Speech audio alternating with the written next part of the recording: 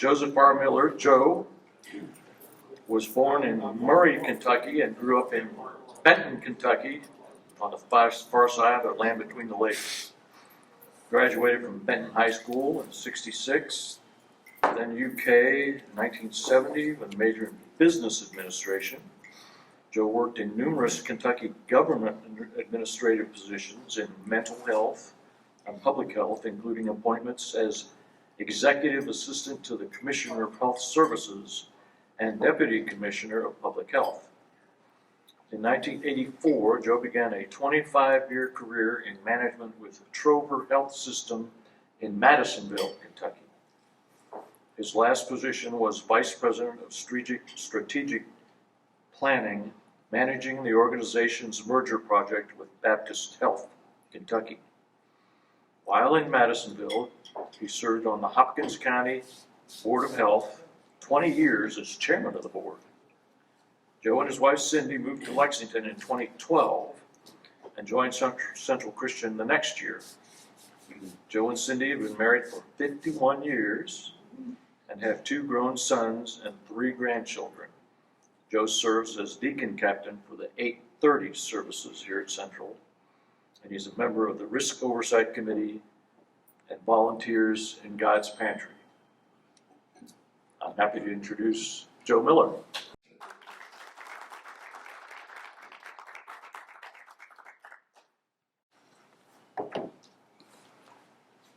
Check this off. Had COVID a couple of weeks ago, and so CDC wanted me to, for precaution purposes, for anybody that may be compromised, so I'll take this off while I speak and then put it back on later on. And I'll try to, you're going to get the unvarnished version today of Joe Miller. My sweet wife Cindy has just traveled to, texted me this morning. She's in, and was at the Paris airport. She's with our older son Joe and granddaughter Ella Ray on an 8-day trip to Italy, and so she usually is my filter. She edits my work and always tells me, don't talk too long, don't talk too long, don't talk too long. But here I am. I got an invitation 3 years ago from David Shirey to speak at the men's breakfast, and in the week before I was to speak, COVID just sort of shut everything down. So I guess I'm sort of like the old Sam Cooke's lyrics. It's been a long time coming, and I'm glad to be able to be here.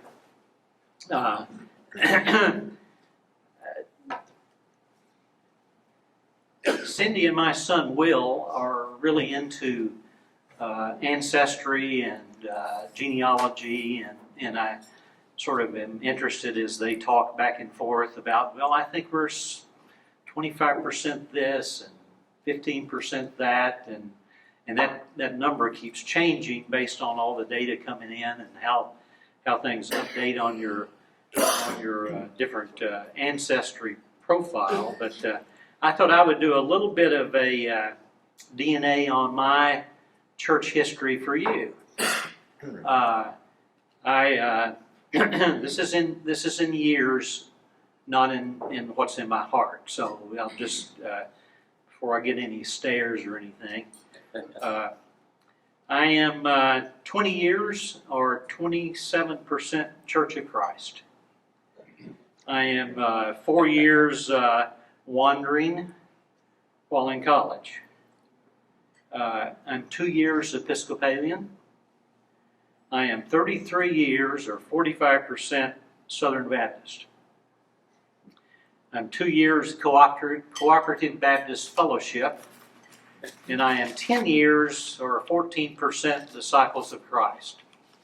So basically my framework is growing up Church of Christ and Southern Baptist, and now disciple. And I'm glad I'm a disciple. My Miller family is actually started out in Germany. Came to this country by way of South Carolina, and up to Virginia, and back down to Tennessee, and then into Kentucky. My Callaway County Millers have been there for 175 years. My younger son, Will, lives in Murray, and he's 7th generation Miller, Callaway County. And he loves telling people that and sharing stories about Miller history. My grandfather was a small town physician in Hazel, Kentucky, which sits right on the Kentucky-Tennessee line. My earliest memories of Granddad were he had a nurse by the name of Beth Wilson. Beth wore white starched uniform, white hat, worked in his office, came to his house in the afternoon after Granddad got off work, and drove him on house calls. And the first memory I have really of my grandfather was sitting in the back seat of his, probably a 1953 Ford, in the middle of the back seat, Beth Wilson driving, my granddad, coat, tie, in the front seat going to make house calls. And he would often tell Beth, there's some good-looking berries over there. He loved blackberries, and he loved to stop the car, get out, and probe the fence rows and pick blackberries as he was going to and from his house calls. My dad followed in his father's footsteps and became a physician. He went to Murray State College at that time, graduated, taught school for a couple of years in Hazel, taught high school math, went back to the University of Louisville Medical School to get a degree in medicine. That's where Dad met my mother, Juanita Miller, and Juanita Crow Miller, and they were married. Dad, after internship in Tennessee at Erlanger Hospital, went into the Army, volunteered in the Army, and he was left with the rank of captain. He was a field hospital commander in the Army in the European campaign. Must have seen some terrible things. He never talked about the Army and Army life other than how cold his feet were in the Ardean forest. That's about the only thing he ever talked about. Dad had planned on being a cardiologist after getting out of the service. My brother Steve, older brother Steve, was born while Dad was in the service. And Dad was going to go to Chicago and become a cardiologist or specialize in cardiology, but he had a recruitment team actually out of Benton, Kentucky. One of the bankers and one of the automobile dealers worked out an arrangement where Dad could get a new car. And after World War II, vehicles were at a prime and you couldn't get a car. So his incentive to come to Benton, Kentucky to practice medicine was a new automobile that he had to pay for, but at least they could get him a car. So that began my journey and my parents' journey in Benton, Kentucky. My older brother and I were raised in Benton. My dad was practiced medicine there. Mom ran the house. My Millers were, as I said, Church of Christ, through and through. They've been Church of Christ for 150 years in Callaway County. I believe I have probably more pew time in the Church of Christ than any other church. At the Church of Christ, when the doors were open, you were expected to be in church. Sunday school, Sunday morning worship, Sunday night worship, Wednesday evening worship, Vacation Bible School. Any events that occurred, you were to be there. Revivals, I tell you, I have sat through more hot, burning sermons than you could ever imagine. Dad was a deacon in the church, a very faithful member. I recall that he talked about Cane Run and the Cane Run movement. Cane Ridge. Cane Ridge movement. The disciples, and then the Church of Christ, and then the split over instrumental music, and he had, I think, a sensitivity to that, and appreciated disciples as he did his own church home. What stands out most about my dad was his character, and the influence on me that had. He was an excellent physician, compassionate, caring, sensitive, loving, humble, a really true servant of the people. He truly was loved by his patients and those who knew of him.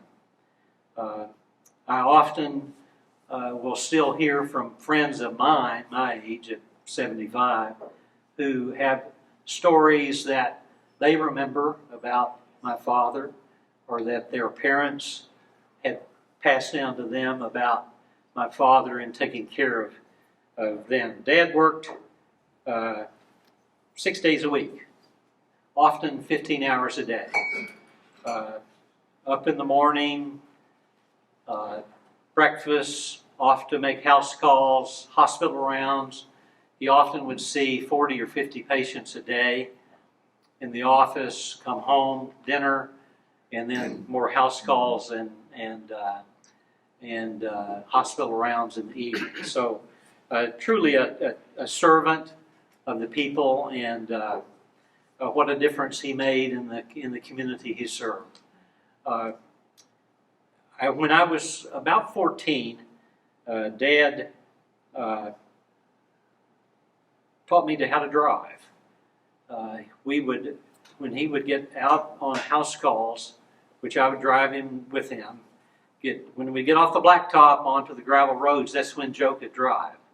So I had a big pillow that I would sit on, and Dad would occasionally help me shift the gears. It was a standard shift.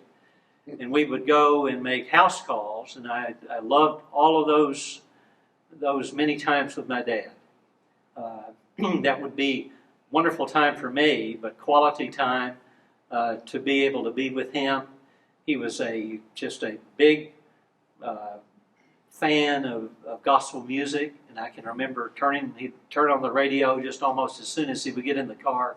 We listened to gospel music out of the Nashville stations, sing gospel hymns together, and just have a wonderful time.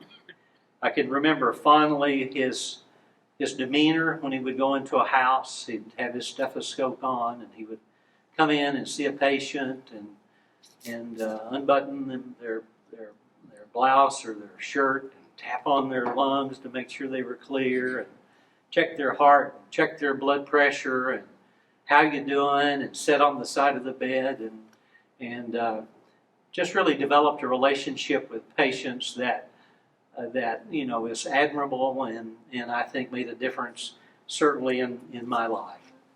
I also don't want to overlook my mother and her influence on me.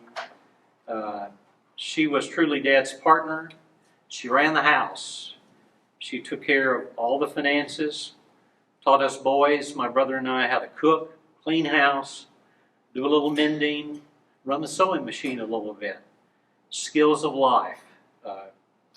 Went to all of our ball games. Dad rarely went to a basketball game or other games of ours. He was usually busy doing his work. But Mom was always there, front row, yelling at the referees, "Give him a break! Give him a break!" She was my biggest fan. Dad did love to fish, though. My mom and my dad were really enjoyed Kentucky Lake. We had a cabin on the lake. Jonathan Creek, and we would go out and crappie fish, or Dad was a big fly fisherman and liked to use bass plugs and catch bluegill and bass and really enjoyed time on the lake. That was really his time where he could really downsize and enjoy life. I mentioned my mom. She was an orphan at age 3 from Powell County. She and her brother Cecil were placed by the Masonic Lodge, actually, which is sort of an interesting story. Her mother had died, her father was still living, but the lodge determined that they felt like Mom and her brother would have a better life at the Masonic Orphans Home in Louisville. So at age 3, and my mother's brother was 5 at the time, they went to Louisville to the Masonic Orphans Home, and that's where Mom grew up. And then finished high school. At that time, the Masonic Home had a relationship with Berea, and so she was able to finish high school at Berea in 1938, right in the middle of the Depression. She decided not to go on. She could have gone to Berea to college. I always wondered what she would have been, but I probably wouldn't have been here had she done that, because she met my dad. She went back to Louisville to work at the Masonic Orphans Home and as a secretary, and then later the dining room supervisor, and that's where she met my dad. And let me go back a little bit to my Church of Christ upbringing. I made a profession of faith at age 15. I remember it was a fiery revival, hellfire damnation.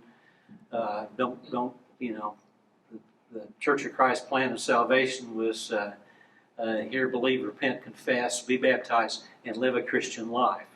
Don't die in sin. And so, the hellfire damnation sermons in the Church of Christ, and there were five of us boys sitting on about the 5th row, and we were sweating, and here we went all together. We were baptized that day, and looking back on it, it certainly was. It was real. I remember that night laying in bed with my new leather Collins red letter Testament Bible, feeling good and feeling like I was where I needed to be. Cindy and I graduated and went to University of Kentucky and followed in the footsteps of my older brother. Not academically, but socially, I had a good time. Those were my wandering years. Thank goodness I met my wife, Cindy, my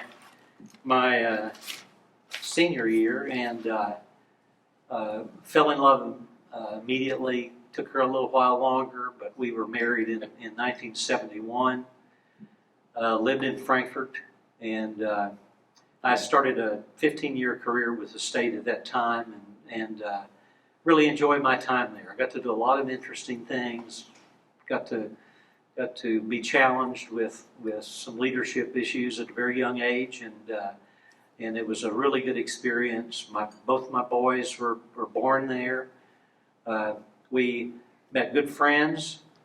We'd gone to the Episcopal Church for a while, but met good friends that were members of the Baptist Church and joined Emmanuel Baptist Church. I was elected a deacon there. And I remember when you elected deacon at the Baptist Church in Frankfort, you had to give a testimony to the church and about your experience, and that certainly this group is a lot warm and fuzzier than that group I can remember giving my testimony to one Sunday night, about 200 people, and you talk about sweating again. It was in Frankfort that I had certainly an experience with Cindy. She was having some abdominal pain, and the boys were 3 and 5. She had, they thought, have a a gynecological procedure, but it ended up being a very, very significant, major intestinal issue that surprised everybody. I can remember the surgeon coming in, broke it out in sweat, thinking this is something more than we thought that it was going to be. And she was hospitalized for a month in Frankfurt. That was really sort of a test for me. I didn't know whether things were going to be okay or not. Had 2 young kids, 3 and 5, and I really felt through our church group. It's the first time I really felt the love of the body of Christ.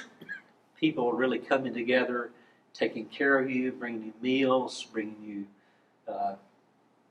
gifts that you didn't necessarily think you needed, but you appreciated when you got them. My mother came and stayed with us for about 3 weeks. And finally, Cindy's hospitalization ended, and she got home. I can remember at the dinner table, probably the night or 2 after she had been dismissed, my younger son Will, who quite often spoken, sometimes too much. My mother started correcting him for something at the dinner table, and I can remember my son Will saying, "Mama Pete," said, "You're not the captain of this ship anymore." My mother left the next day. We moved to Madisonville in 1984. We joined the First Baptist Church there. We were members of that church for a long time. We had really, at that time, it was I call it a moderate Southern Baptist church, good, well-trained seminary, Southern Seminary trained pastors, and good theology, and I learned a lot there. I was a deacon at that church. But in the late 2008, 2009, things in the Southern Baptist Convention sort of took a hard turn right. And I mean, it really turned, I call it nasty. I think my older son, or my younger son, Will, called it it seemed like it was the rise of the angry white man syndrome sort of came out. The Tea Party movement had really gotten progressive. The Southern Baptist Convention just sort of went totally right. Politics came into the church. The pastor played into that with the leadership of the deacons in the church, and we left. I mean, it was a time to get out. I mean, it didn't feel good. It wasn't good, and we decided to leave and joined a Cooperative Baptist Fellowship church in Henderson, which was much more liberal, open-minded, women deacons, females were serving in the church, assistant pastors were female, and it was a welcoming change from the hard turn Southern Baptists at that time. We moved here in 2012, joined Central Church in 2013, and I would like to indicate that I'd been asked to identify, what are you most thankful for God, for blessing your life, and the person in your life that really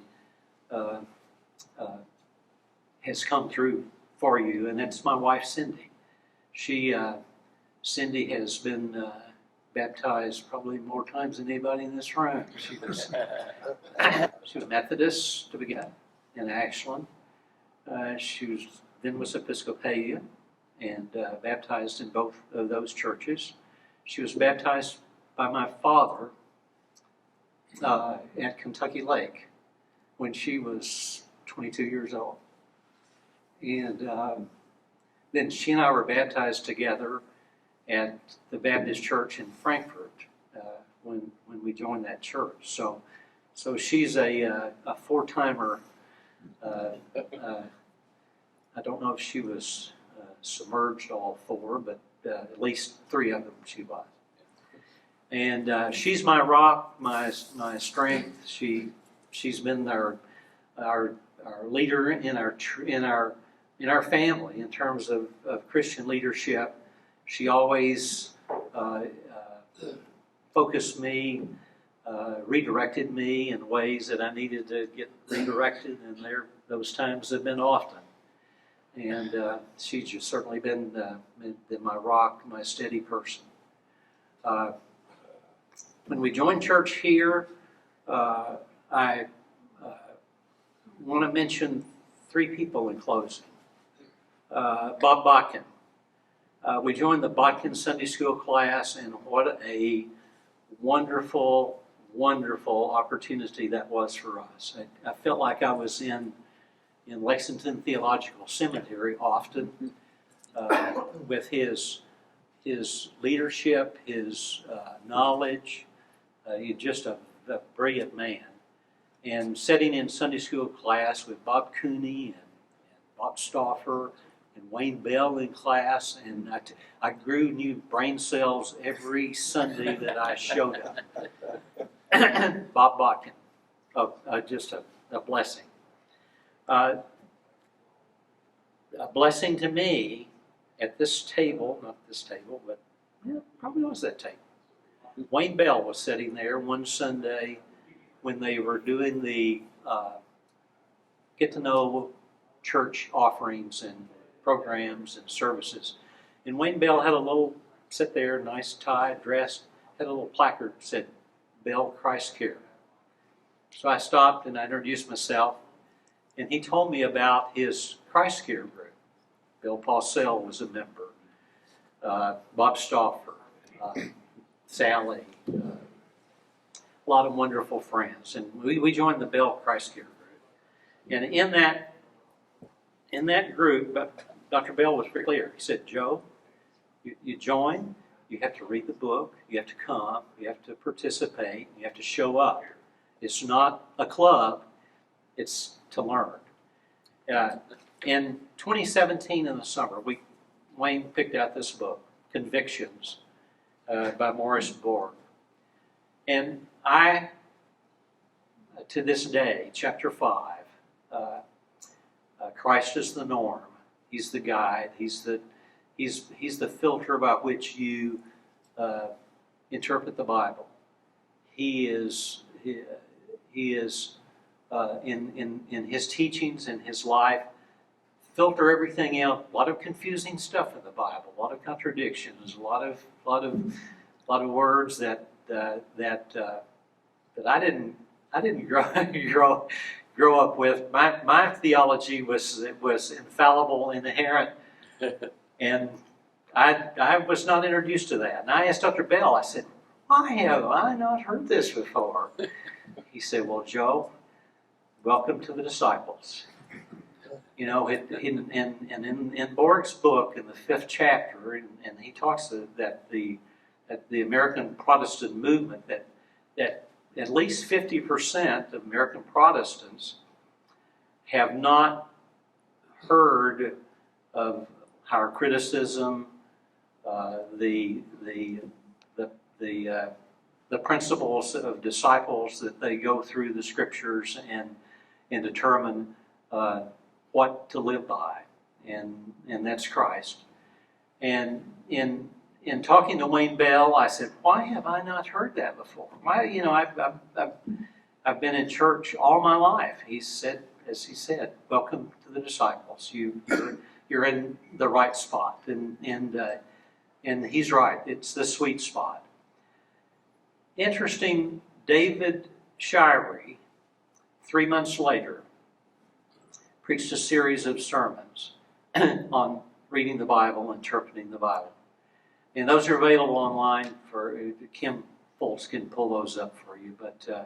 But his last one, how to interpret the Bible, and David Shirey, he could have been preaching right out of chapter 5 of Convictions by Borg, in terms of filter everything that you know in the Bible through the sieve of Christ's life and his teachings, and everything comes clear and you're on the right path. One of David Shire's favorite sermons of mine. Sydney and I live 10 blocks up the street at North Hanover, where Main Street and North Hanover come together. And I remember David Shire preaching a sermon of Jesus, and it may have been around Easter. I'm not sure, but Jesus is coming down Richmond Road, and he's telling the story, and David can get a little theatrical in his presentation and how he delivered. Jesus is coming down Richmond Road, and he comes to Main Street, and he's at Main Street, and he comes on down, and his followers are coming along, and he comes to Esplanade, and he turns right on Esplanade, and he comes down to Short Street. And then Jesus turns left on Short Street, and David Shire says, hold it, that's a one-way street. And he says, Jesus doesn't care, he's on a mission. He comes up the steps of Central Christian Church, comes into the big wooden doors, he opens the doors, comes into the wooden doors of the sanctuary, and he comes in and he announces to the congregation, he said, I need a few good men. I need men to do my work. And that message is just as true today as it was 5 years ago with that sermon, or 2,000 years ago. Christ needs a few good men. It's good to be with you. Thank you.